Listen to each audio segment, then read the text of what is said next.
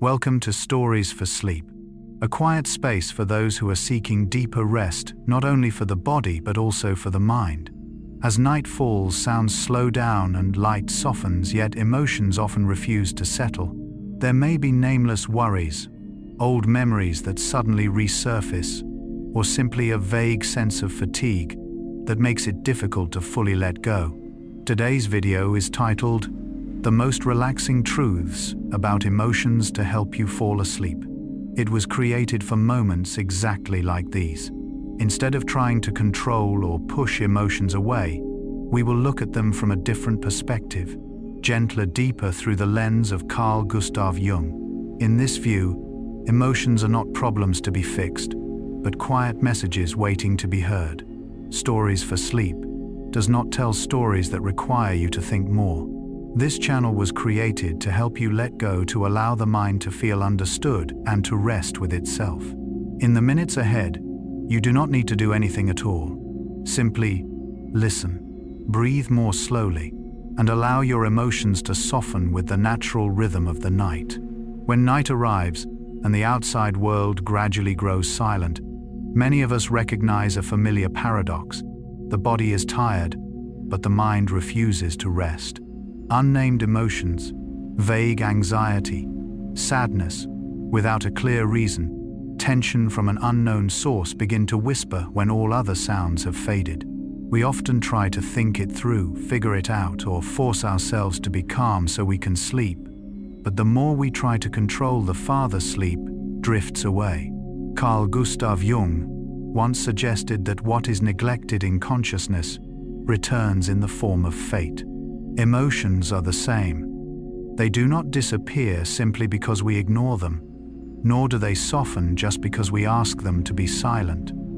Before sleep, emotions do not need to be solved, they need to be listened to. This video is not created to analyze you, diagnose you, or teach you rigid ways to manage emotions.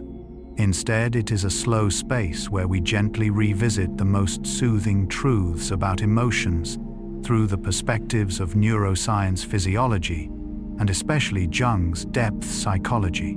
These truths are not meant to make you think more, but to help you breathe more slowly. You will hear about how emotions begin in the body, even before thoughts arise, about how the brain does not merely react, but is constantly predicting, about why the same event can create very different emotions in different people. And most importantly, why no emotion is ever wrong, only an emotion that is trying to protect something very deep within you. If you are listening to this video while lying in bed, you do not need to concentrate or remember anything. Simply let this voice move alongside your breathing. The ideas that follow do not ask you to change. They only invite you to understand yourself a little more and to feel a little lighter. Think of this as a quiet, whispered conversation with your own mind just before it is allowed to let go and gently drift into sleep. 1. Emotions begin in the body even before thought. From the perspective of Carl Gustav Jung, emotions have never begun with thought. Before an idea has time to form into words, before the mind can label something as sad, anxious, or happy, the body has already begun to whisper very softly. A heartbeat slightly faster than usual, a breath that becomes shallow, a tightening in the chest, or a vague sensation rising in the stomach that we do not yet know how to name. Emotions arrive before language, before reason, and even before the story we are about to tell ourselves. Jung believed that human consciousness is only a very small surface floating atop a vast psychological ocean, and the body is one of the most ancient gateways leading into those deeper layers. When the body changes, the unconscious has already begun to move. Fatigue may later be interpreted as sadness. A rising heart rate may quickly be labeled as anxiety. Prolonged muscle tension may be misunderstood by the mind as anger. Yet in their origin, these signals are simply physiological, neutral, non-judgmental, carrying no moral meaning and no personal narrative. The human brain has a very human habit: it does not tolerate ambiguity. When the body sends a signal, the mind immediately searches for an explanation. It scans memory, experience, belief, and familiar patterns in order to tell a reasonable story. And so what we call an emotion is formed not as an absolute truth, but as a temporary interpretation. Jung would say that in this moment, the ego is attempting to maintain control by labeling what is still unclear. But when we begin to see emotions in this way, something very gentle appears. Emotions are no longer enemies to be controlled, nor weaknesses to be overcome. They become messages from the body, addressed to consciousness. A quiet reminder that something needs attention, perhaps rest, perhaps safety, perhaps simply a slower breath. When we listen to the body, before judging the emotion, the nervous system begins to settle. And when the nervous system settles, the mind no longer has to strain itself to explain everything. In the space just before sleep, this understanding has special value. At night, the body often speaks more loudly than the mind. Vague sensations easily surface when the lights go out, and if we try to think our way through emotions, the brain becomes even more alert. But when we return to the breath, to the feel of the blanket, to the weight of the body resting on the bed, we are telling the unconscious, "You are safe now."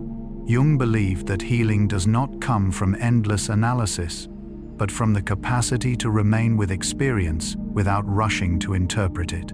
So when an emotion arises, perhaps the first question is not, "Why do I feel this way?" but a gentler one asked of the body, "What do you need right now?" In that listening, the emotion softens on its own. And when the story in the mind slows down, sleep can arrive as a natural consequence, not forced, not controlled, but as a very ancient return to the state of rest the body has always known how to find.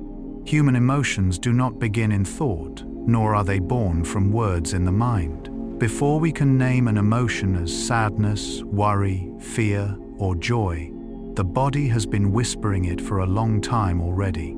A heartbeat slightly faster than usual, a breath that becomes shallow and quick, a heaviness in the chest, or a subtle tightening in the abdomen. These signals appear quietly without language, without clear reason. They come before thought, before logic, and before the story we will later tell ourselves. Carl Gustav Jung emphasized that the mind does not exist only in the head, but is distributed throughout the entire body. For Jung, what we call consciousness is only a small surface layer. Beneath it lies a vast unconscious ocean where sensation, memory, and instinct intermingle, and the body is the first doorway into that ocean. When an emotion begins, it does not ask permission from reason. It knocks through physiology, through hormones, through the nervous system, through ancient reflexes shaped over hundreds of thousands of years of evolution. Very often, what we call anxiety is simply a tired body, a night of poor sleep, a day without enough water, a prolonged period of tension that the nervous system has not yet recovered from. But the brain, intolerant of emptiness, quickly finds a story to explain it. It may assign the heaviness in the chest to fear of the future, the restlessness in the stomach to a relationship, muscle tension to a mistake that has not yet happened. The brain tells its story afterward, while the body has already felt first. This does not mean emotions are wrong or imaginary. On the contrary, it shows that emotions are often more honest than thoughts. The body does not lie, it simply responds to the true state of the nervous system in the present moment. Jung called this an ancient form of intelligence, a kind of knowing that requires no concepts, no analysis, a knowing that exists before language, before culture, before even the ego we usually identify as me. When we learn to listen to the body, emotions begin to soften, not because we control them, but because we stop resisting them. A slower breath can soften an entire anxious narrative. A relaxed posture can take the sharp edge off fear. One deep, restorative sleep can dissolve thoughts that once felt unbearable.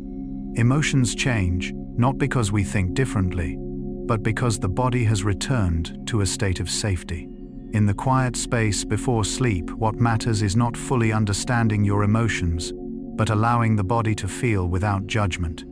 As you lie down, if a vague sensation arises, let it be there. No need to name it. No need to fix it. Simply recognize that the body is speaking in its own language. And when you listen with gentleness, the nervous system understands the danger has passed. You are allowed to rest. Perhaps emotional maturity does not begin with thinking more deeply, but with returning to the body, the place where emotions arise, dwell, and eventually dissolve. And in this moment, as you allow your body to breathe more slowly, to feel heavier, to soften its grip, you are moving very close to what Jung called a reconciliation between consciousness and the unconscious. A state safe enough for sleep to arrive naturally, without effort, without control, requiring only your gentle presence. 2. Emotions are predictions, not merely reactions.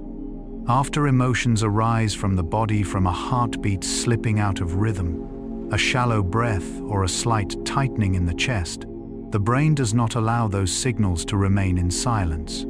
It begins to do what it does best: to predict, not to understand the present, but to prepare for the future.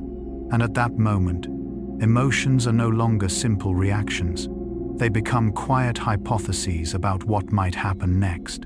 The human brain does not wait for events to occur before it feels. It is always one step ahead, drawing from old memories, past experiences, stories it has heard, and pains it has once touched. It constructs possible scenarios. A fast heartbeat may be interpreted as anxiety. An emptiness in the chest may be named loneliness. An unusual silence may be assigned the meaning of danger. And so, before the world has truly spoken, emotion appears as a form of prediction. From the perspective of Carl Gustav Jung, the psyche does not merely respond to reality. It lives within a field of possibilities where past, present, and future intertwine. Jung wrote, "Until you make the unconscious conscious, it will direct your life, and you will call it fate." These unconscious predictions, when unrecognized easily, become an emotional destiny, repetitive, familiar, and seemingly unavoidable. This is why anxiety often does not come from what is happening, but from what might happen. Hope works the same way. Anticipation can be stronger than the experience itself. A meeting that has not yet occurred can already make the heart race. Words not yet spoken can already bring joy or sadness.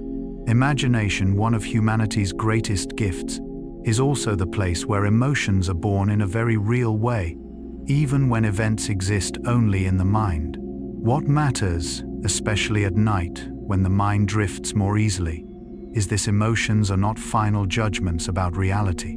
They are drafts, temporary predictions, biological hypotheses offered by the brain to protect us from the unknown. When we understand this, we no longer need to suppress emotions, nor do we need to believe them completely.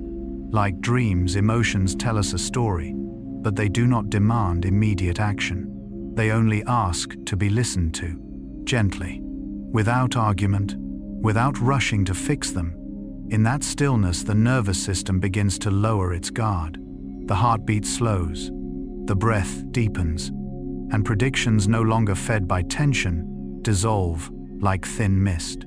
Before sleep, realizing that emotions are merely attempting to guess the future, not decide, it is one of the gentlest ways to let go.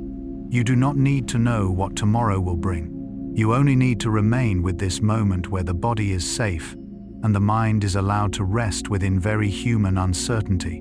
After emotions arise from the body, from unnamed shifts in heartbeat and breath, a deeper layer begins to operate, the layer of prediction. The human brain does not wait for events to unfold before it reacts. It moves ahead, sometimes far ahead, silently constructing possible futures. In the quiet, it asks, what is coming next? And from that question, emotion is born. Carl Gustav Jung wrote, Until you make the unconscious conscious, it will direct your life, and you will call it fate. Emotions, in many cases, are precisely these unconscious predictions guiding our experience. When you feel anxious, it is often not because something is happening, but because the body and brain believe a threat is approaching. When you feel hope, it is not because the future is already good, but because the nervous system is rehearsing a safer scenario in preparation. The brain uses memory as its raw material. It gathers fragments of the past, a failure, an abandonment, a moment of love, and projects them forward. From this, emotion emerges as a draft of the future, uncertain, incomplete, yet powerful enough for the body to believe it is real. This is why anxiety can feel stronger than reality, why hope can make the heart race before any good news arrives, why fear can tense the muscles before danger is present. Imagination is not an innocent game of the mind. For the brain, imagined events and real events share the same neural pathways. An image in the mind can trigger the same physiological response as an event in the world. Emotion in this sense is a biological hypothesis, a prediction being rehearsed by the body. Jung emphasized that the human psyche does not seek objective truth, it seeks meaning. And emotion is how meaning is felt before it is understood. Emotions are not final verdicts. They are whispers saying, "Something here matters." When we see emotions as predictions, we no longer need to fight them. We can listen without believing them entirely. We can quietly ask ourselves in the stillness of night, "What is this emotion trying to prepare me for?" In that moment, the nervous system begins to soften, because once acknowledged predictions no longer need to shout. When emotions are seen as hypotheses rather than commands, they naturally lose their sharpness, like waves settling when the wind dies down. This is also why emotions often feel stronger at night, not because they have grown more intense, but because the brain is less occupied with the present and drifts toward imagined futures. Understanding this, we do not need to force ourselves to be calm. We only need to let the body know, right now, there is nothing more to predict. And in that letting go, sleep begins to find its way back. Sam. The same event, different emotions. When two people stand side by side looking at the same sky, listening to the same music, or living through the same event, there is one thing they never truly share in the same way: emotion. Because emotion does not live inside the event itself. It lives in how each person's body and mind meet that event. A rainstorm may feel refreshing to someone who has endured a hot day, yet deeply sad to someone on the way to a farewell. Silence may feel peaceful to someone comfortable with solitude, yet painful to someone longing to be heard. The event is the same, but the emotion differs, not because one person is right and another wrong, but because each carries a different history into the encounter.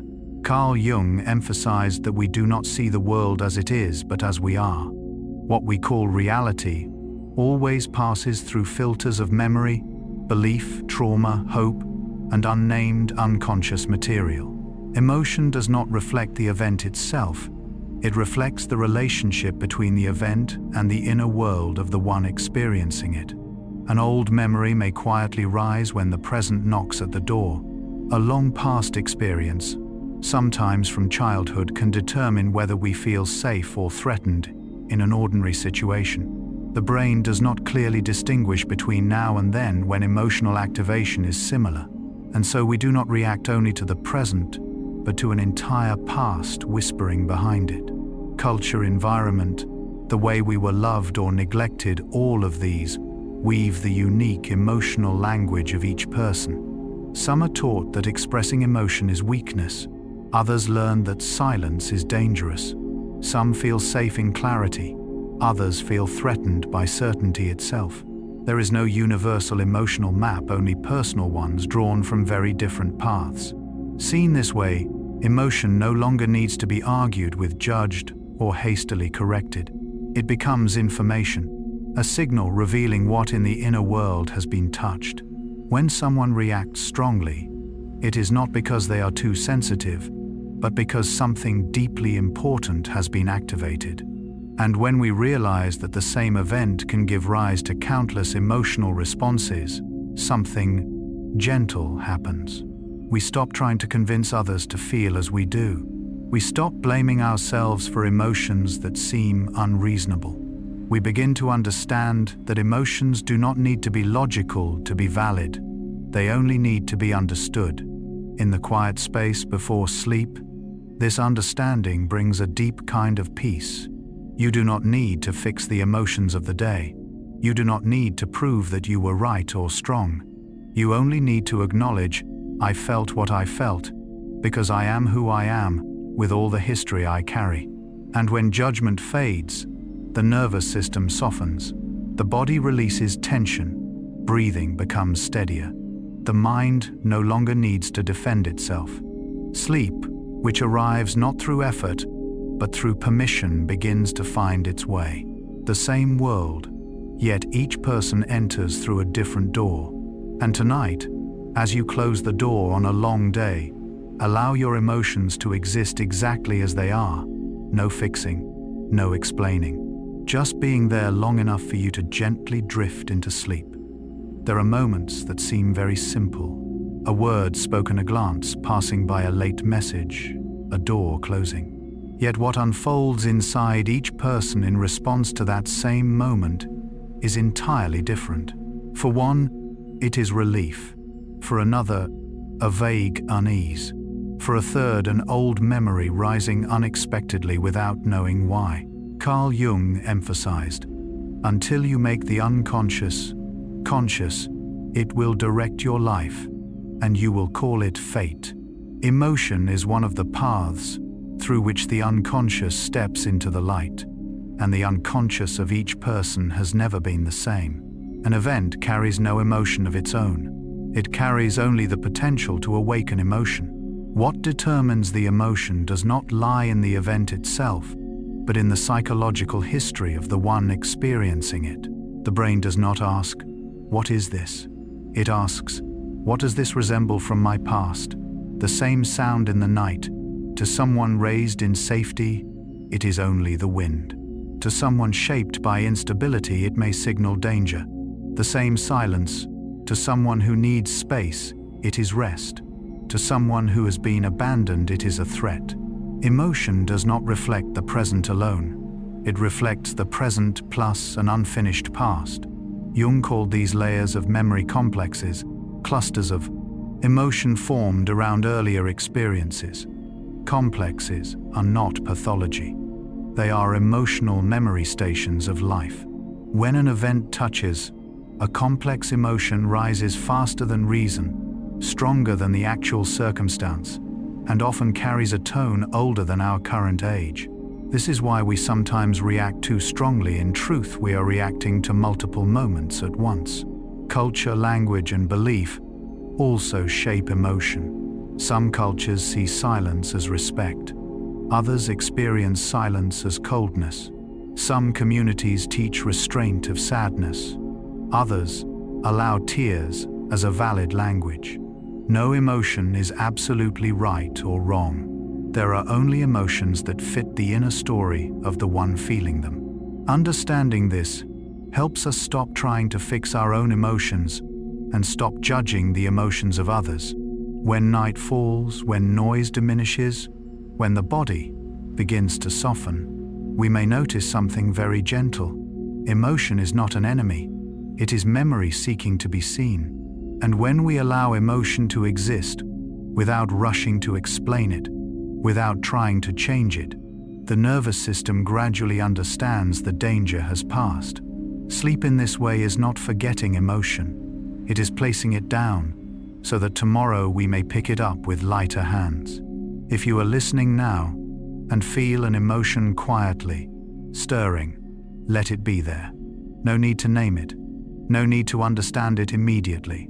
Just know this, that emotion has a reason for appearing, and you are safe as you allow it to pass. 4. Emotions always carry a survival function. When we feel exhausted by our own emotions, we often think of them as something excessive, troublesome, or even as enemies of reason. But if we step back, slow down, and look at emotions through the lens of evolution and depth psychology, something very different becomes clear. Every emotion exists for a specific survival purpose. No emotion appears randomly, and no emotion was ever designed to harm human beings. Fear, for example, is often seen as weakness. Yet biologically, fear is one of the most sophisticated alarm systems nature has ever created. Within fractions of a second, it accelerates the heartbeat, directs blood to the muscles, sharpens the senses, and focuses awareness on potential danger. Without thought or analysis, the body becomes ready to preserve life. Without fear, our ancestors would not have survived forests filled with predators and unseen threats. So every time you feel anxious or startled, it is not because you are too sensitive, but because an ancient inheritance is still trying to protect you. Anger is also deeply misunderstood. In modern society, anger is often associated with loss of control, aggression, or destruction. But at a deeper level, anger is the emotion of boundaries. It arises when something important to us is being violated, when limits are crossed, values are disregarded, or physical or psychological safety is threatened. Anger sends a simple message to the nervous system. Something is wrong here. Without anger, human beings would more easily accept harm, domination, and the loss of self-protection. Sadness, melancholy, and emotional heaviness also carry a profoundly human function. Sadness slows life down. It withdraws energy from the external world and turns attention inward. In sadness, the body and psyche gain space to process loss, separation, disappointment, and irreversible change. Sadness is not a system failure. It is a conservation mode, allowing us to stop running when something inside has cracked. Joy, by contrast, expands the world. In joy, perception widens, creativity increases, and social connection becomes easier. Joy encourages exploration, learning, and bonding. From an evolutionary perspective, joyful moments help individuals connect and form communities, a vital factor in human survival. Joy is not merely about feeling good, but about increasing long-term resilience. Emotions such as shame, guilt, and embarrassment are often avoided, yet they function as social regulators. Shame helps us recognize when our behavior may harm others. Guilt motivates repair, apology, and reconciliation. Without these emotions, human societies would struggle to maintain trust and long-term cooperation. Carl Gustav Jung emphasized that the human psyche does not operate to make us comfortable, but to make us whole. In this spirit, emotions do not exist to please the ego, but to protect life at both the individual and collective levels. When we resist emotions, deny them, or attempt to suppress them, we do not eliminate their survival function, we merely force it to operate in the shadows, distorted and harder to regulate. When we understand that every emotion has a purpose, the nervous system begins to soften. We no longer need to fight ourselves. We can quietly say to an emotion, especially an uncomfortable one, "I know you are here to protect me. I am listening." And that act of listening alone is already a powerful step towards safety for both body and mind.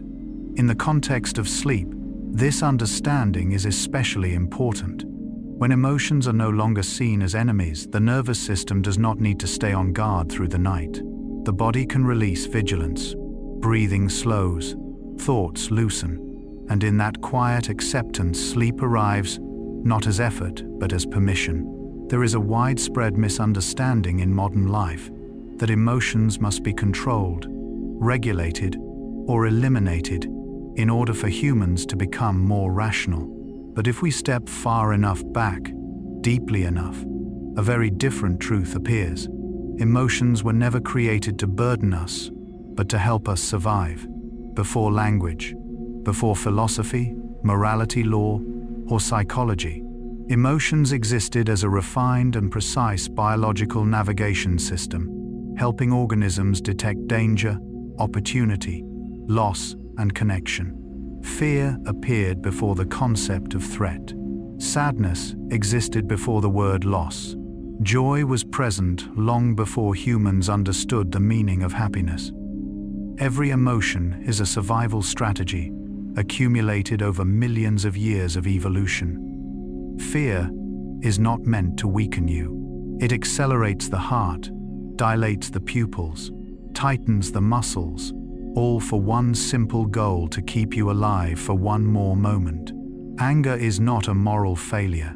It is protective energy, a signal that something is invading territory, physical, emotional, or psychological.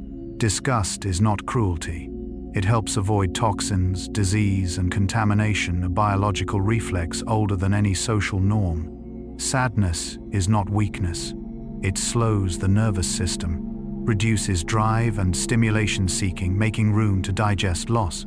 Even shame and guilt emotions, often despised, serve to keep humans within community, to repair relationships, and preserve social bonds, a crucial survival factor for our species. Carl Gustav Jung viewed emotions not as system errors, but as messages from the deeper layers of the psyche.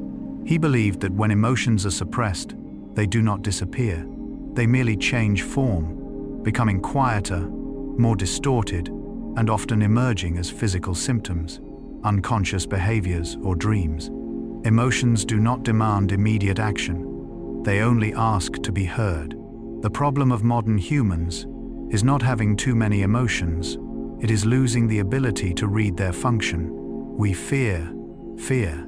We hate sadness. We avoid anger. But in doing so, we unknowingly silence our most important signposts. An emotion that is not understood will find another way to express itself. An emotion that is not acknowledged will find another way to exist. When you are exhausted but force yourself to continue, the body will speak louder. When you are sad but tell yourself, "I shouldn't feel this way," sadness will linger. When you are angry but pretend to be calm, anger becomes chronic tension. Emotional maturity does not come from eliminating negative emotions.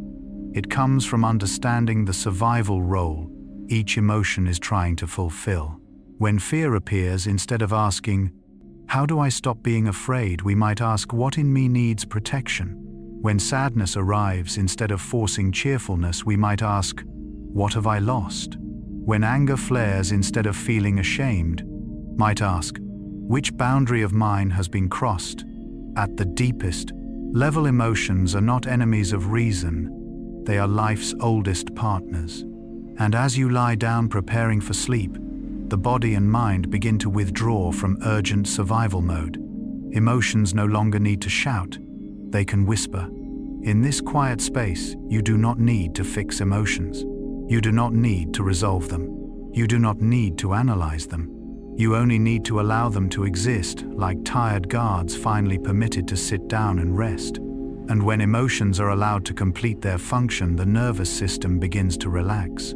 The heartbeat slows. The breath deepens. Sleep not as an escape from emotion, but as the moment emotions know tonight, you are safe. 5. Human beings can feel many emotions at the same time, after understanding that every emotion carries a survival function, that fear, anger, sadness, and joy have all been loyal gatekeepers of life. We begin to touch a more subtle, quieter truth. That truth is, these human beings are never feeling only one emotion at a time. The mind does not operate like an on-off switch. It functions more like a night sky, where many layers of clouds drift across at once. There are moments when we feel both joy and fear. Relationships in which we feel both love and anger. Endings that carry relief and regret at the same time. This is not a flaw in the system of the mind, it is a sign of a maturing awareness. Carl Gustav Jung saw the human inner world as a multi-layered structure. He did not believe the psyche moved in a straight line, but rather existed as a space where opposites could coexist. He called this the tension of opposites, the psychological tension between contrasting poles where psychic energy is born. It is within this tension that consciousness expands. It is within overlapping emotions that human beings enter their deepest periods of transformation. When a child leaves home for the first time, excitement and anxiety often arrive together. When someone ends a long relationship, grief and relief may coexist. When a chapter of life closes, joy and fear often meet like two tides crossing in the same moment. If we force ourselves to feel only one thing, we unknowingly deny part of our inner truth. Mixed emotions are not contradictions that need fixing. They are maps of transition. They show that the mind is processing multiple layers at once: a past that has not fully let go, a future that has not fully formed, and a present that is opening in a fragile way. In such moments, the nervous system often feels unsettled, more sensitive, more tired, not because it is weak, but because it is doing something remarkably subtle. Jung believed that when human beings have the courage to remain with conflicting emotions, without rushing to label them, without choosing sides, a deeper form of intelligence emerges. He wrote, "The pendulum of the mind oscillates between sense and nonsense, not between right and wrong." The mind does not seek simplicity, it seeks wholeness. In the context of sleep, this understanding becomes especially important. Many people struggle to sleep, not because they feel too much, but because they try to eliminate part of what they feel. They want only peace, but do not allow sadness to exist. They want relaxation, but resist anxiety. That resistance creates tension, and tension has never lulled anyone to sleep. By contrast, when we gently allow ourselves to feel many things at once, the nervous system begins to understand there is no threat here. No action is required. Nothing needs to be solved. Only presence is needed. And in that permission, the breath slows, the body softens, and sleep can arrive like an old friend. If right now you feel both tired and grateful, sad and safe, lost and supported, remember that this is entirely natural. You do not need to choose one emotion to keep. You only need to listen to them all, as you would listen to many instruments blending into one slow piece of music. And when you allow this complexity to exist without judgment, without force, you are doing what Jung described as moving closer to wholeness. Not by becoming simpler, but by becoming wider. Let these emotions rest within you tonight. They are not here to disturb you. They are here to be felt, and then to pass gently through, just as you are slowly drifting into sleep. Emotions can spread and regulate one another. As we begin to understand that human beings can carry many emotions at once, loving and angry, relieved and regretful, another subtle truth quietly reveals itself. Emotions do not live only inside the individual. They move, they spread, they travel silently through the space between people like very small, very slow waves, yet powerful enough to change the entire atmosphere of a room. Carl Jung emphasized that the human psyche is not as closed as we often imagine. He believed that psyche inner life always exists within a field of interaction, where inner and outer worlds continuously reflect one another. Emotions, therefore, are not only personal reactions but interpersonal phenomena, a primordial form of communication that predates language. We often assume that our calmness or tension comes from our own thoughts alone, but in reality, the human nervous system is constantly scanning the environment for signals of safety or danger. A slow, gentle voice can lower our heart rate before we consciously realize it. A softened facial expression can release tension in our jaw. A steady breath beside us can subtly guide our own breathing quietly and naturally. This is not weakness. It is deep biology. Human beings are designed to synchronize with one another. From eye contact, breathing, rhythms, and body posture to the smallest changes in tone of voice, these are all signals the nervous system understands far more quickly than logic ever could. When we are near someone who is anxious, our body becomes alert before we think we are worried. And when we are near someone who is calm, our body learns how to soften, even if our life still holds many unresolved problems. Jung once wrote, "The meeting of two personalities is like the contact of two chemical substances. If there is any reaction, both are transformed." In this sense, emotions are not something we simply possess, they are something we participate in. We do not only regulate our own emotions, we regulate one another. A gentle touch, an unjudging glance, a small smile, sometimes these do more than hours of internal analysis. This becomes especially important before sleep. As night falls, the nervous system grows more sensitive. The tensions of the day echo more easily. Yet this is also when gentleness spreads most powerfully. A slow voice in headphones, a steady rhythm of storytelling, a space that asks for no response. Together, these create a field of safety, where emotions can regulate themselves without being controlled. Perhaps this is why human beings have always sought one another for sleep. Infants need to be held, adults seek presence, and even when sleeping alone, we often reach for a voice, a story, a sound that carries the rhythm of another human life. Emotions do not come only from within, they arise from resonance.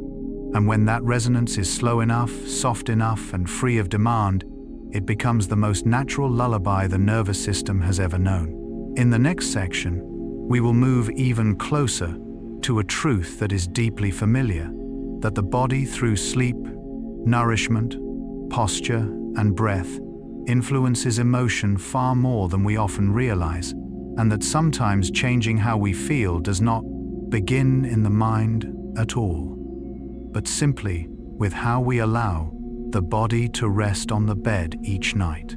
The 7. The body has a powerful influence on emotion. After understanding that emotions can spread from one person to another through breathing, eye contact, and tone of voice, we begin to recognize something even deeper. The source of emotion does not exist only between people, but also within the body itself. Before an emotion is named, before it is understood or interpreted, the body has already quietly laid the groundwork for it. And often it is this very foundation that determines the color of the world we perceive. Sleep, water, food, movement, posture, temperature, these seemingly ordinary elements have a profound impact on how the brain interprets reality. When we are sleep deprived, the brain becomes more vigilant than necessary. Neutral signals are easily read as threats. When the body is dehydrated, the heart rate rises slightly, the mind becomes foggy, and a sense of unease may appear without any clear reason. When blood sugar is low, a feeling of emptiness, irritability, or sadness can surface, and the mind rushes to find a story to explain that feeling. Carl Gustav Jung emphasized that human psychology cannot be separated from the body. In The Structure and Dynamics of the Psyche, he wrote, "The psyche depends in the highest degree upon the body and its functions." This statement reminds us that emotions are not purely mental phenomena, but the result of a living system in which physiology and psychology continuously interact. The body does not merely contain the mind, it actively participates in creating emotional experience. Many emotions we consider psychological: anxiety, sadness, restlessness, emptiness, are in fact amplified by physiological states. A fatigued nervous system will interpret the world as more difficult. A tense body makes the mind less flexible. And when the body remains in a prolonged state of alarm, emotions struggle to soften, even when external circumstances are not truly dangerous. Posture is a subtle example. When the shoulders are hunched, the back rounded, and the breath shallow, the brain receives a signal that something is wrong. Conversely, simply relaxing the jaw, letting the shoulders drop, and breathing a little more slowly and deeply can begin to shift the nervous system into a state of safety. Emotions do not need to be persuaded, they follow physiology naturally. In sleep, this relationship becomes clearer than ever. When we rest sufficiently, the brain regulates emotions, more effectively memories lose their sharp edges, and extreme reactions soften. Jung viewed sleep and dreams as self-regulating mechanisms of the psyche. He wrote, "Sleep is the moment when the unconscious takes over. When the body is allowed to rest, emotions are allowed to reorganize without effort or force of will. This offers deep comfort. We do not always need to solve emotions through thought. Sometimes, drinking water, going to bed earlier, stepping outside for cool air, or simply changing the way we lie down is enough for emotions to regulate themselves. The body knows how to restore balance if we give it the chance. And perhaps in this very moment, as you are listening, you do not need to fully understand your emotions. Simply allow the body to rest, let the breath slow, let physiological signals soften. From there, emotions will also become gentler, lighter, less demanding. Because emotions do not live only in the mind. They live in every heartbeat, every breath, every tired cell. And when the body is cared for, the soul gradually finds its own sense of calm again. Memory and story shape emotion. From Carl Gustav Jung's perspective, memory has never been a neutral storage of the past. It is a living space where emotion, imagery, the body and meaning intertwine, reshaping one another each time they are touched. So when we say that memory and story shape emotion, we are not merely speaking about recalling what happened, but about how the mind continues to tell itself in order to maintain inner coherence. After seeing how deeply the body influences emotion, we can move one layer deeper. Memory is where body and emotion meet across time. A memory does not live in the mind like a film stored intact. It lives in the quickened heartbeat when we think of a name, in the shallower breath when an old image flickers past, in the heaviness in the chest that we cannot quite name. The brain does not replay memory. It reconstructs it differently each time depending on the body's current state and emotional climate. Jung wrote, "The memory image is not a photographic reproduction of an event, but a subjective reconstruction colored by emotion. Because of this, two people can remember the same event, yet feel entirely differently about it. Even you yourself may remember the same memory in different ways at different stages of life. When you feel safe, the memory softens. When you are tired or stressed, it sharpens. What changes is not the past, but your relationship to it. This is why writing, storytelling, and naming emotions have such regulating power. When a vague emotion remains in the unconscious, the nervous system stays alert. But when you put it into words, even silently within yourself, the brain begins to recognize this has been seen. Naming does not erase emotion, but it reduces intensity, like turning on a small light in a dark room. Writing about an experience is not about analyzing or judging, but about creating order. Jung described this as bringing material from the unconscious into consciousness, not to control it, but to enter into dialogue with it. When a story is told, it no longer floats freely within the nervous system. It gains a beginning, a rhythm pauses, and that structure helps the nervous system lower its guard. In this state, emotion no longer needs to shout to be noticed. It has been heard. And when it is heard, it softens, not because it weakens, but because it no longer needs to strain in order to exist. Before sleep, this becomes especially important. When you allow memories to pass like stories that do not yet require conclusions, the brain understands this is a safe moment to rest. You do not need to resolve everything. You only need to be present long enough for memory to know it has been seen.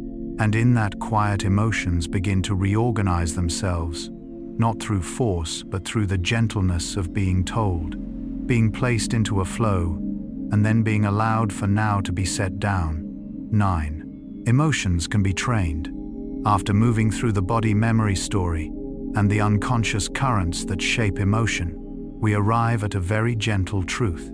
Emotions do not only happen to us, they can be cultivated, not through force, not through positive thinking, but through small, repeated actions slow enough for the nervous system to feel safe.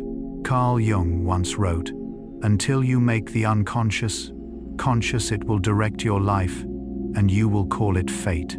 But when the unconscious has been listened to, when emotions are no longer treated as enemies, human beings begin to gain the capacity to reshape their inner experience, not overnight, but through very narrow, almost invisible paths. Savoring extending positive moments. Positive emotions often last for a shorter time than negative ones, not because they are weaker, but because the brain evolved to prioritize danger. Savoring is a very small act, staying just a little longer with what feels pleasant. A deep breath when you notice sunlight. A quiet second after laughter fades. Not to cling, but to allow the nervous system to register, "I am safe." Ritual. Creating a container for emotion. Rituals do not need to be sacred. They only need repetition and personal meaning. A cup of tea before sleep. A familiar phrase spoken to yourself. A slow movement each evening. Rituals tell emotion. You may lower your guard now. Gratitude. Not positivity, but directing attention. Gratitude does not deny sadness. It simply opens another window. In Jungian psychology, attention is energy. Where attention goes, life is nourished. Kindness and self-compassion reshaping the inner voice. The inner voice is not your essence. It is the echo of past relationships. When you speak to yourself more gently, you are teaching the nervous system, there is no war here anymore. Hope, humor, curiosity, open emotions. None of these emotions force anything. They create space. Hope opens time. Humor opens distance. Curiosity opens possibility. And precisely because they are not tense, they are excellent teachers of sleep. Transition to the next section. When emotions are trained, not through control, but through care, something very natural happens. The ego no longer has to stand guard all night. And when the ego is allowed to rest, sleep, like an ancient ritual, can begin its quiet work. If emotions can be trained, that means they are not fixed, not destiny, and not a final verdict on a human life. They are like paths in a forest. The path walked often becomes clearer and easier. The path neglected grows faint, overgrown, and eventually nearly disappears. The human brain works this way not through command, but through gentle repetition. Carl Gustav Jung emphasized, "Until you make the unconscious conscious, it will direct your life, and you will call it fate." Training emotion is not forcing yourself to be more positive, nor denying sadness, fear, or anger. Rather, it is becoming familiar with inner states, so they no longer operate in the dark. When an emotion is recognized, named, and repeatedly experienced in a safe context, the brain learns this state can exist without danger. Savoring extending pleasant experience is a clear example. When something pleasant appears, the brain's default is to let it pass quickly, because evolution trained us to remember threats more than safety. But when you intentionally stay a little longer with comfort, a few more breaths, a few more seconds of attention, you are gently going against evolutionary momentum and teaching the brain that safety is also worth remembering. Rituals work in a similar way. A repeated action with structure and rhythm, even a very small one, creates predictability. For the nervous system, predictability means safety. A cup of tea before bed, a familiar stretch, a whispered sentence each night, all signal no vigilance is needed now. Gratitude is not forcing happiness, but adjusting the lens of attention. When the brain is invited to notice what is good enough, even in small ways, it begins to rebalance its tendency to scan for problems. Over time, emotional networks associated with safety, connection, and sufficiency are activated more often. Kindness and self-compassion touch an even deeper layer. Jung viewed the split between the judging ego and the vulnerable inner parts as a source of much suffering. When you treat yourself gently in difficulty, You are rebuilding an internal relationship of safety, like a steady adult sitting beside a frightened child. Hope, humor, curiosity, these are open emotions. They do not deny reality. They expand possibility. They help the nervous system exit a closed, defensive state. And most importantly, these emotional habits do not need to be perfect. The brain does not learn from perfection, but from repetition gentle enough to avoid resistance. Each time you return to a pleasant emotion, even briefly, you place another small stone on a new path. Over time, that path becomes familiar. And when you are tired, the brain will naturally choose it, not because you force it, but because it requires less energy. That is how emotions are trained. Not through rigid willpower, but through soft patience. Not through control, but through permission. And in that slow rhythm, the mind learns how to rest more deeply as sleep draws very near. Sure, emotional maturity is not control, but interpretation. After walking the small paths of emotional training, gentle habits like gratitude, self-compassion, and quiet curiosity, we begin to notice something subtle. Emotions do not truly want to be fixed. They want to be understood. At this point, the emotional journey moves into a deeper layer. The question is no longer, how do I stop feeling this way, but what is this emotion trying to tell me? Emotional maturity does not lie in suppressing inner waves, but in reading their meaning, like interpreting a symbol that appears in a dream. Carl Jung wrote, "One does not become enlightened by imagining figures of light, but by making the darkness conscious." In this spirit, emotional maturity is not about being permanently positive, calm, or perfectly controlled. It is the ability to remain with emotion, even uncomfortable emotion, without being carried away by it. Emotions are like a sophisticated dashboard in the body and mind. They display information, safety, connection, exhaustion, unmet needs. But the dashboard is not the steering wheel. If emotions drive the car, the journey becomes chaotic. If we smash the dashboard, we drive blind. Maturity is noticing the signals, then consciously choosing direction. When strong emotions appear, anger, sadness, jealousy, anxiety, the habitual human reflex is control, suppress, deny, or replace them with something better. But the more we try to control, the more emotions return, often stronger and more distorted. Jung called this the return of the repressed. Interpreting emotion, by contrast, is a much gentler act. We do not ask, "How do I make this disappear?" We ask, "What is this emotion protecting in me?" Anger may be protecting a violated boundary. Sadness may be protecting a value that has been lost. Anxiety may be trying to keep us safe in uncertainty. When emotions are listened to properly, they often soften on their own, not because they are forced, but because they have completed their function. In Jungian analysis, emotions are not enemies of reason, but the language of the unconscious. Each emotion carries a symbol, a message from a deeper layer of the psyche. Emotional maturity is learning to translate that language rather than forbidding it.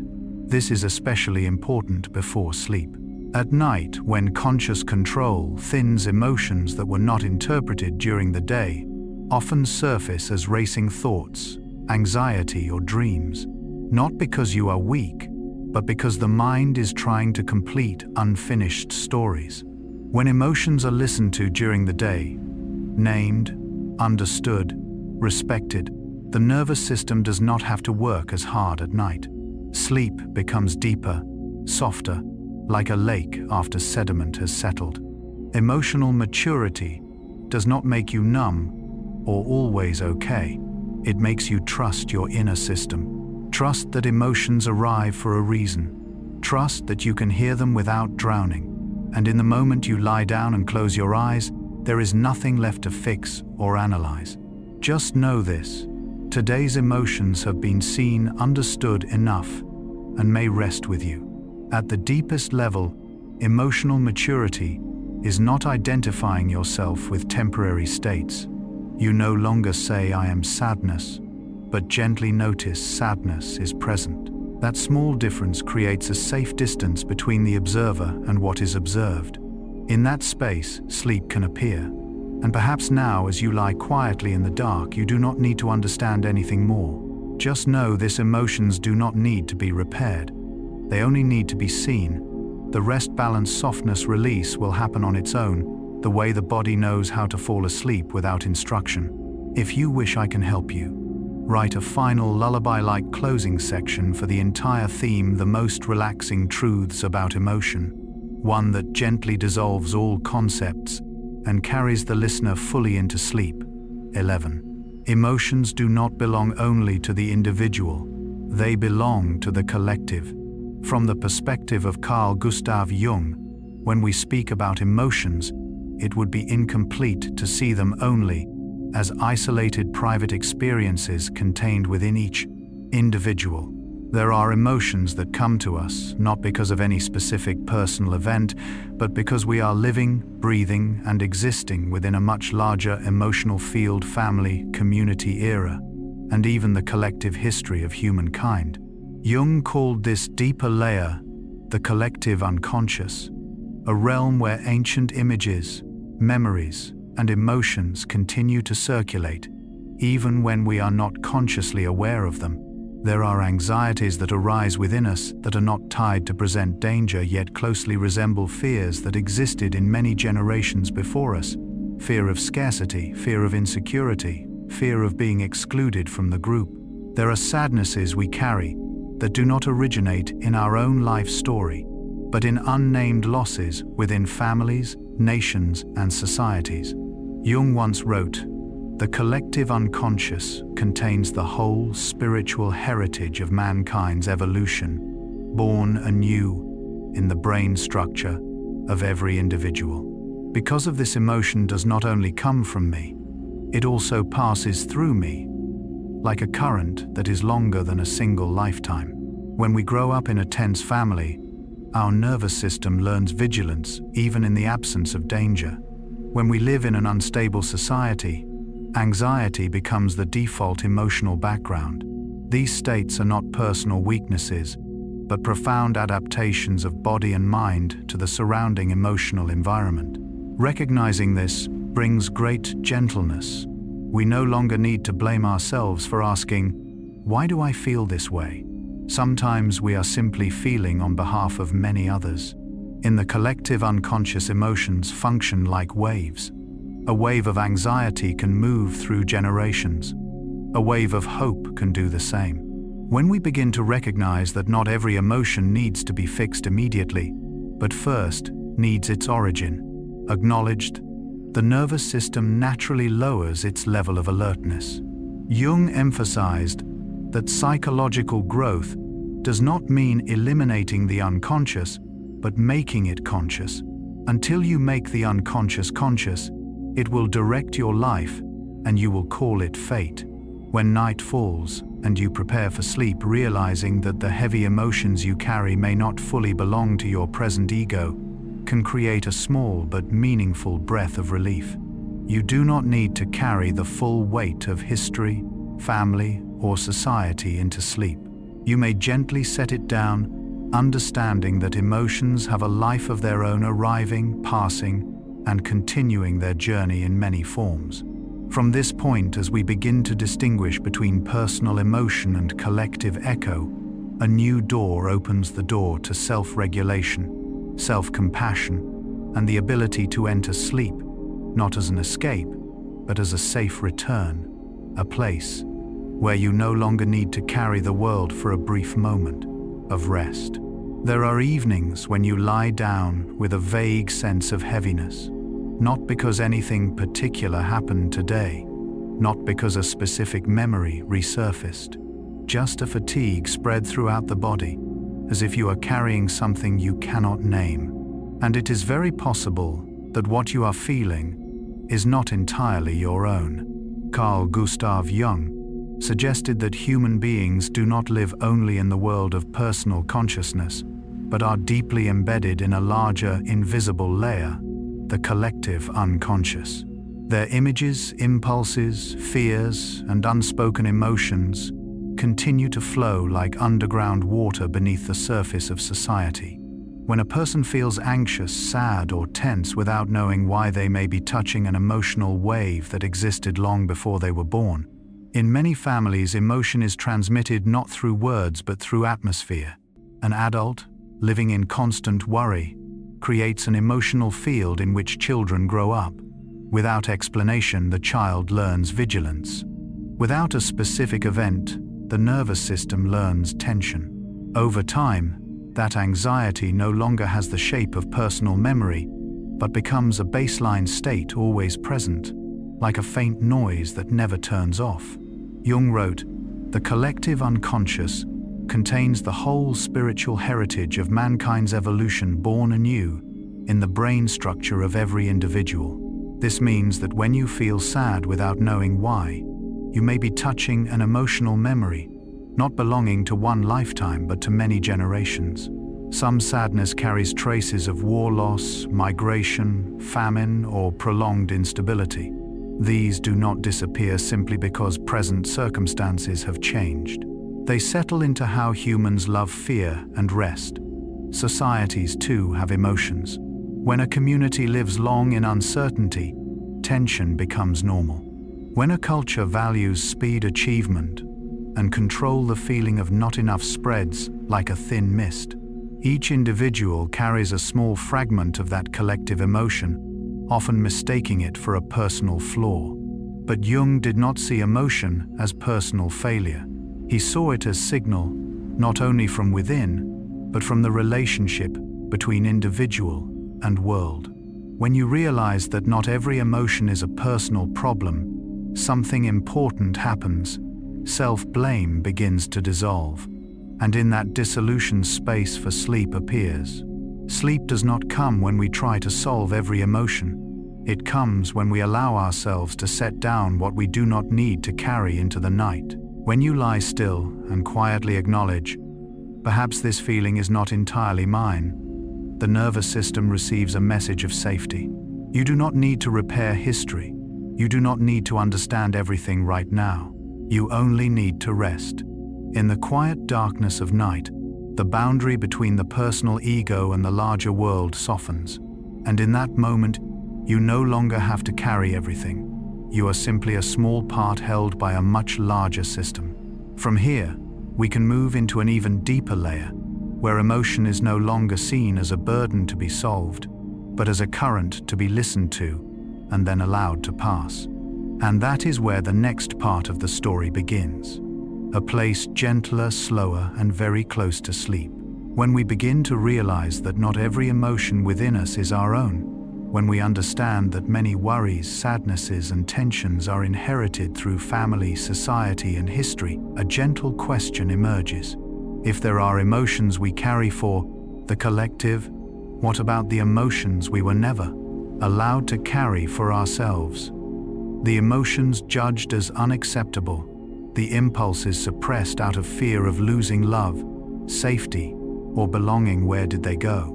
Carl Jung called the place they retreat to by a very quiet name, the shadow. Sarah, repressed emotions do not disappear. They enter the shadow. There is a truth that is gentle yet deeply important.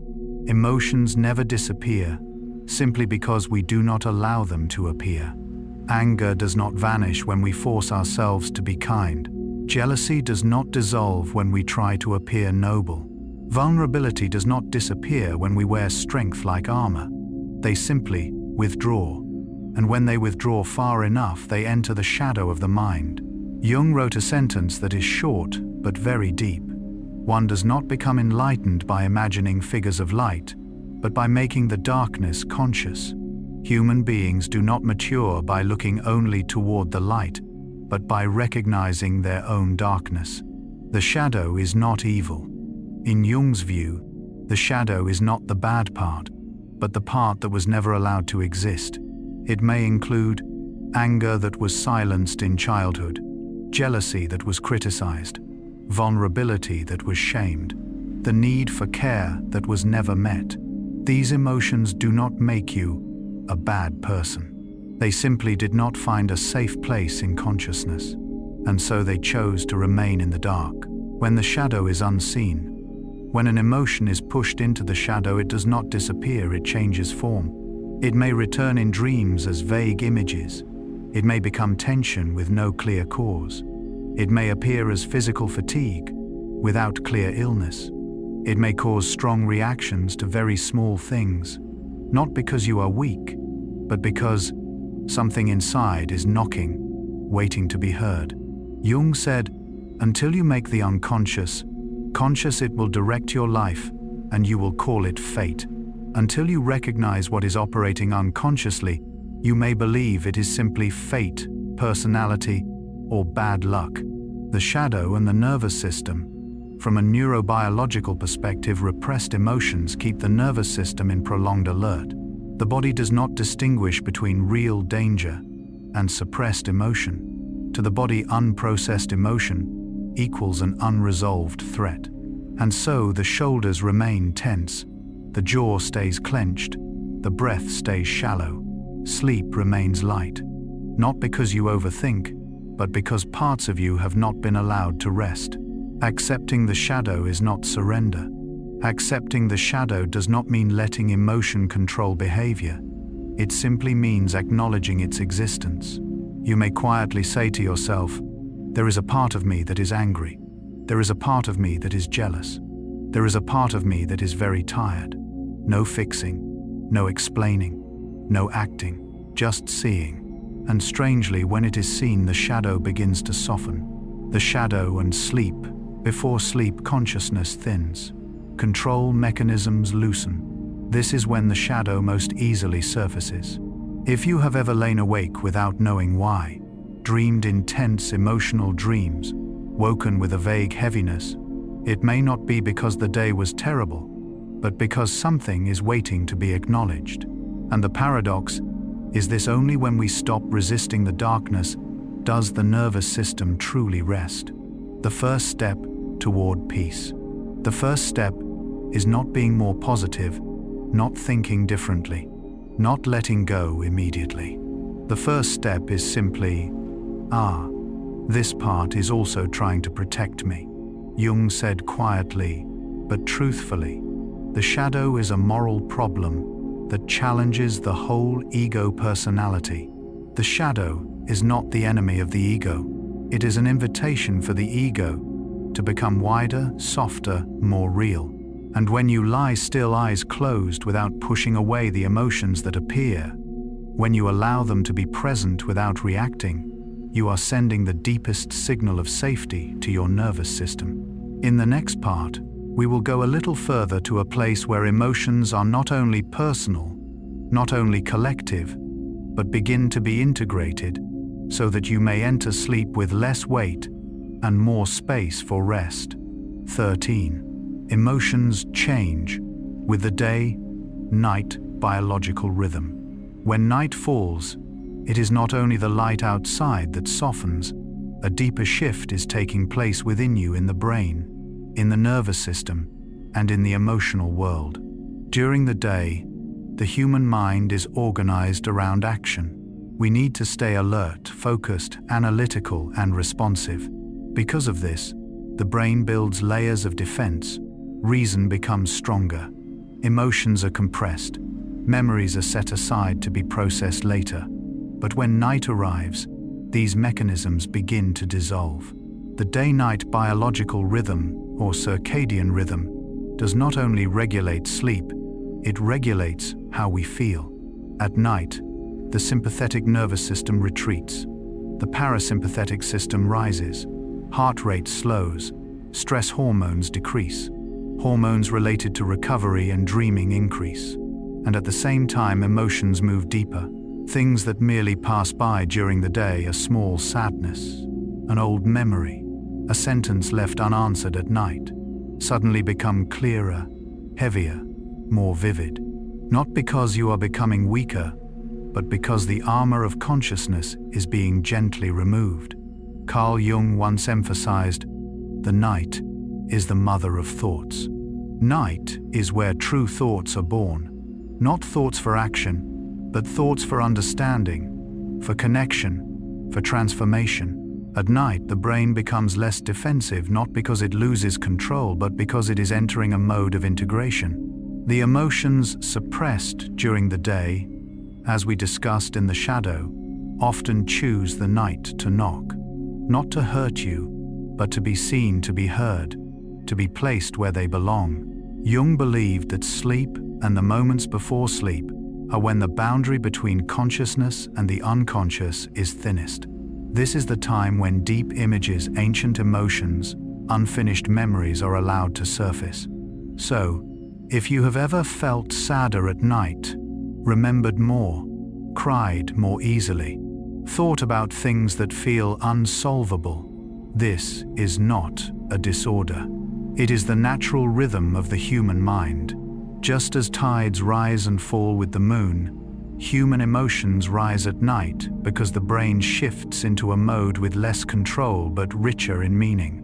The problem is not that emotions appear. The problem only arises when we resist them. When you tell yourself, "I'm not allowed to feel sad now. I have to sleep. I can't think anymore. Being vulnerable right now is wrong." The nervous system activates again. Tension increases and sleep moves further away. But when you understand that nighttime emotions are part of the recovery cycle, you do not need to do anything except allow. Allow emotions to exist without explanation. Allow memories to pass without analysis. Allow the mind to be open rather than controlled. Jung said that healing does not happen when we control better, but when we feel safe enough not to control. And night is the time nature has prepared for you to do exactly that. So if before sleep your emotions feel deeper, remember this. This is not you falling backward.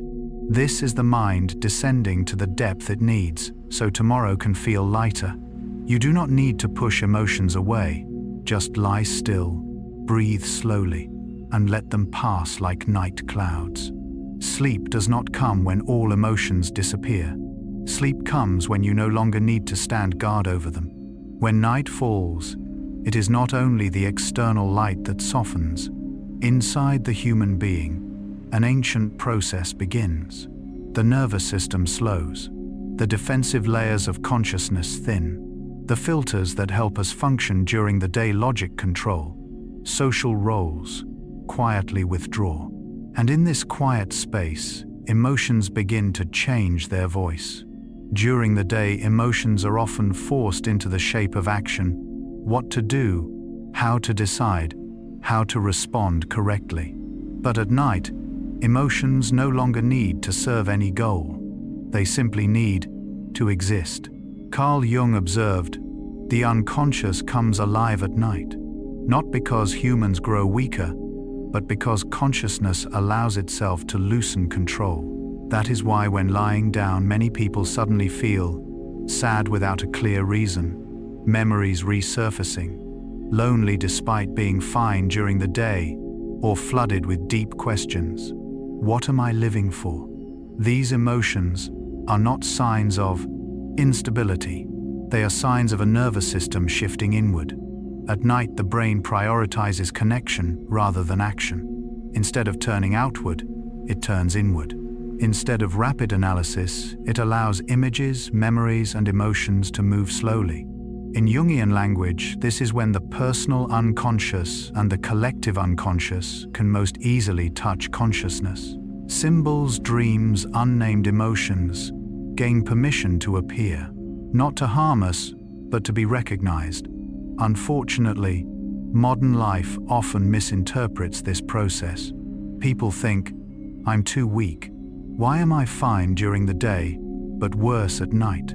Something must be wrong with me." This misunderstanding increases nervous system tension, and that is what truly disrupts sleep. But if we shift our perspective, if we understand that night does not make emotions worse, it makes them more honest. Like when bright lights turn off, the stars that were already there finally become visible. Jung did not see nighttime emotions as problems to eliminate. He saw them as messages from deeper layers of the psyche, layers that have no voice during the day. When we stop resisting nighttime emotions, stop forcing positivity, stop demanding immediate calm, something very natural happens. Emotions soften on their own. The nervous system receives a signal of safety. You are allowed to feel. There is nothing to solve right now. Just be here. And in that permission, the body begins to relax. Breathing deepens. The heart slows. The brain shifts into sleep waves. Emotions like tides always recede when they are not restrained. Night teaches a very ancient lesson. Not every emotion requires action. Some emotions only need to be witnessed, and then they dissolve. So if right now, as you prepare to sleep, an emotion appears, remember, you do not need to fully understand it. You do not need to explain it. You do not need to fix it. Just quietly say, you are allowed to be here, and let the night do the rest. Chassis. Sleep is where emotions are reprocessed. From Carl Gustav Jung's perspective, sleep is never an empty space. It is a living environment, where what the day could not yet understand or touch continues in a deeper, slower, and more honest way. When consciousness grows tired and releases control, emotions step onto the stage. Quietly, without explanation, they begin their ancient work restructuring experience. During sleep, the brain does not merely rest. It silently reconnects scattered fragments of memory, rearranges overlapping emotions, and softens signals that were too intense to process while awake. What caused tension, confusion, or pain during the day is placed into a different context at night, one where time slows, and there is no pressure to understand immediately or solve immediately. Jung wrote, "The dream is the small hidden door in the deepest and most intimate sanctum of the soul." Dreams for him are doorways into the deepest layers of the psyche, places where emotions do not need control or logic, only listening. In dreaming states, the brain reduces raw emotional intensity without erasing it. Instead, it transforms it. Fear may become imagery. Sadness may become scenery. An unnamed feeling may appear as a stranger, a familiar road, or an old room. This is not random. It is how emotion finds a safe path to visibility without causing further harm. Sleep is also where new meaning is created. Disconnected experiences are placed side by side. Old memories are illuminated by present emotions, and present emotions are softened by distant memory. This process happens entirely outside of will. You do not need to do anything. You only need to allow sleep. Biologically, this lowers nervous system vigilance. Psychologically, for Jung, it is a ritual of reconciliation consciousness, returning to the unconscious, not to dominate but to integrate. When emotions are processed in sleep, they no longer need to knock on the body during the day through fatigue, anxiety, or vague tension. Perhaps this is why, after deep sleep, problems may remain but feel different, lighter, broader, less threatening, not because we thought positively, but because emotions completed an ancient self-healing cycle. And if tonight, as you close your eyes, emotions rise, remember this is not weakness. It is a sign that your mind is preparing to do what it does best when trusted, quietly care for itself. Sleep is not the shutting down of consciousness, but the place where emotions speak their own language. When you close your eyes and the external world fades, the mind does not enter emptiness. It enters a subtler, deeper space where emotions are released from daytime narratives and placed onto another plane, slower, softer, less defended. During the day, emotions are crowded by speed and expectation, forced to make sense, to be okay, to be resolved. At night, these demands fall away. The brain stops prioritizing control and turns toward connection. Memories that seemed scattered are gently placed together. Feelings that lacked names are allowed to exist without explanation. Jung saw dreams as the royal road to the unconscious, not because they introduced something new, but because they allow what has long existed to speak in the safest possible way. In sleep, emotions no longer need to shout. They whisper, and whispers are gentle enough for the nervous system to receive. When you dream, the brain performs ancient work, reducing emotional intensity without erasing memory. Sadness does not vanish, but loses its sharp edge. Fear is not denied, but no longer dominates. Painful memories are placed into a wider context, where they do not stand alone. Sleep does not fix emotions according to your wishes. It does not instantly make everything better. It simply makes things bearable. And from that, bearability healing begins. Many people fear emotions before sleep, sudden thoughts, old memories, worries that appear uninvited. But this is a sign of processing, like hearing small sounds only when a room becomes quiet, not because they are new but because you are finally still enough to notice them. In deep sleep, the ego steps back. The need for control softens, and when no one is guarding too tightly, emotions are free to move, not to break you but to find a better place inside. So if emotions come tonight, you do not need to act. You do not need to understand. You do not need to fix. Just allow sleep to do its work. Like underground water, it knows how to move through the deepest layers without needing light. And while you sleep very quietly, emotions are set down, rearranged, allowed to breathe in rhythm with the body. Not to disappear, but to become calm enough, soft enough, so that tomorrow you may continue living and dreaming. End 15. Peace does not come from being okay, but from being allowed to be yourself. There is a very common misunderstanding that people carry with them into sleep each night, that we are only allowed to rest when everything is okay, when emotions have been resolved, when thoughts are clear, when we are no longer conflicted, no longer tangled, no longer unfinished. But the human mind does not work that way. Carl Jung once wrote, "One does not become enlightened by imagining figures of light, but by making the darkness conscious." Human beings do not find peace by forcing themselves to become brighter, more positive, or stronger. Peace arrives when we stop rejecting the parts that are not yet bright and allow them to exist without pushing them away. Before sleep, the mind does not need to be fixed. It needs to be acknowledged. Emotions soften, not because we have fully understood their reasons, but because they no longer need to defend themselves. When an emotion is not judged as too much, its intensity naturally decreases. When sadness is not rushed to disappear, it becomes gentler. When fatigue is not treated as weakness, the body stops bracing itself. Jung believed that the deepest healing does not come from the effort to control, but from having the right relationship with oneself. And that relationship begins with something very small, allowing yourself to be exactly as you are. No need to explain why you feel sad today. No need for a logical reason for emptiness. No need to prove that you deserve rest. In this moment, you do not need to become a better version of yourself. You only need to be here. Just as a lake becomes still not because someone commands the water to calm, but because the wind has stopped blowing. Sleep is the same. It does not come because you have thought enough, but because you stop resisting.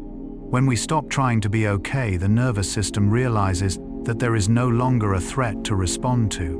When we allow ourselves to be imperfect, the unconscious no longer has to strain itself in defense. And in that loosening, peace appears quietly, not loudly, but fully present. If right now there is still an unnamed emotion within you, let it rest like a tired child. No need to soothe it, only to hold it in a safe space. You do not need to fall asleep immediately. You only need not to push yourself out of this moment. Sleep will come as it always does when the mind is allowed to come home. And if you are still listening to these words, perhaps you have already gone far enough for today. Let everything stop here. No more effort is needed. I wish you a deep sleep, a sleep in which you do not have to become anyone else, only to be yourself. Peace, if we look closely, rarely comes from everything being okay, because in inner life, okay is often just a thin surface, a shell built, so we can keep functioning, avoid troubling others, avoid being seen as weak or complicated. But beneath that shell, emotions continue to move, to breathe, to whisper what has not yet been heard. Carl Gustav Jung recognized that much psychological suffering does not come from emotions themselves, but from the conflict between who the ego wants to be and who is actually present. When we try to be okay too quickly, too forcefully, we place ourselves in opposition to ourselves. And in that opposition, peace cannot arise. Peace in its deepest sense is not a state without difficult emotions. It is a state in which all emotions, pleasant or not, are allowed to exist without exile. When sadness no longer has to justify its existence. When exhaustion is no longer treated as personal failure. When emptiness is no longer rushed to be filled with advice, solutions, or artificial motivation. In that non-judging space, the nervous system begins to relax, not because the problem has been solved, but because the inner battle has paused. Jung described this as a reconciliation between consciousness and the forgotten parts of the psyche. He wrote, "What you resist persists." When we stop resisting ourselves, not through logic, but through gentle permission, emotions that once had to tense themselves to be noticed begin to soften. They no longer need to shout. They no longer need to interrupt sleep with looping thoughts, because at last they have been seen. Before sleep, the mind is not in the right state to fix anything. It does not need strategies. It does not need self-improvement plans. It does not need to become tomorrow's better version.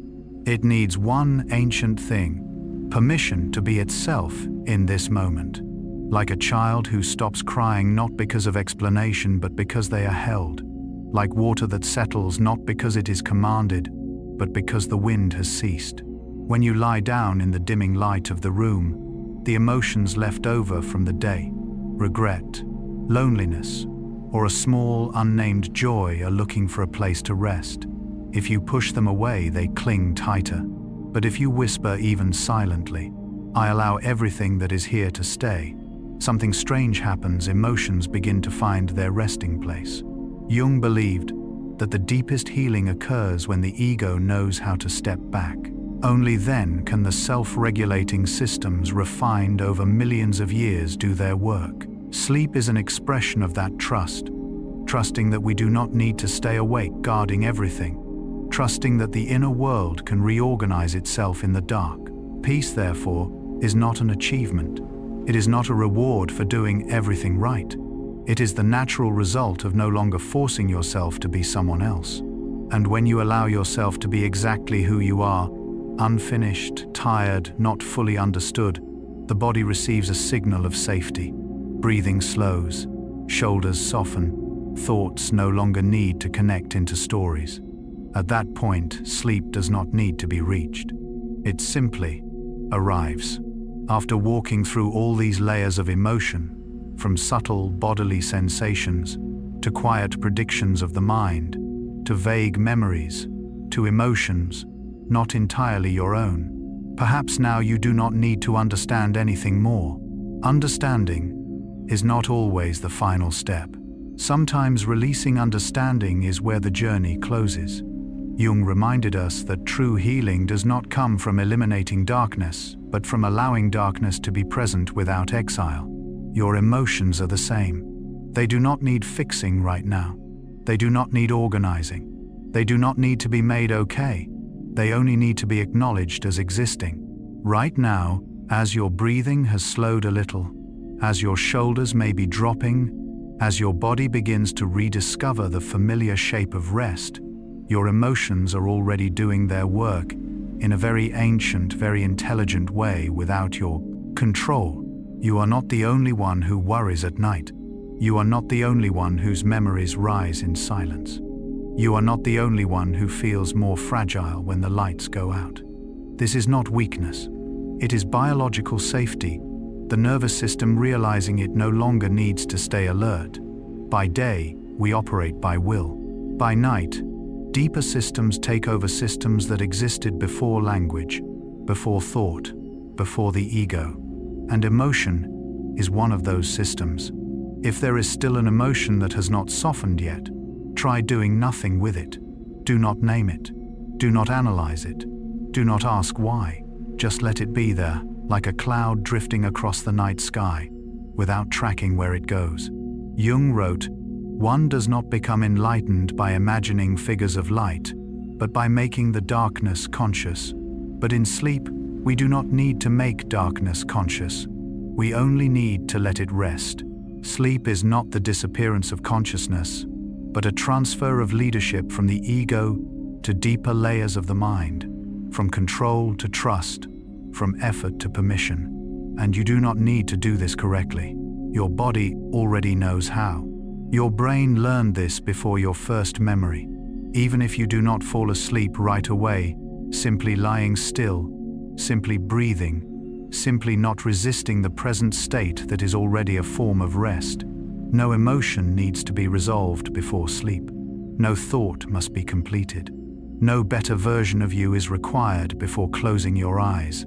You are enough, even unfinished, even mixed, even tired. And when sleep comes light or deep or fragmented, know that beneath it subtle processes are quietly working, reconnecting memories, softening emotions, and restoring a more natural rhythm for tomorrow. You do not need to witness this process. You only need to allow yourself to step away for a while. If you are listening to stories for sleep, let this be a space that asks nothing of you. No deep understanding, no quick change, only presence, and then gradually sleep. And now, if your eyes feel heavy, if your breathing is deeper, if thoughts are becoming loose and scattered, let that happen. No more words are needed. I wish you a peaceful sleep. I wish your nervous system rest. I wish your emotions a place to be set down, at least for tonight. Sleep well.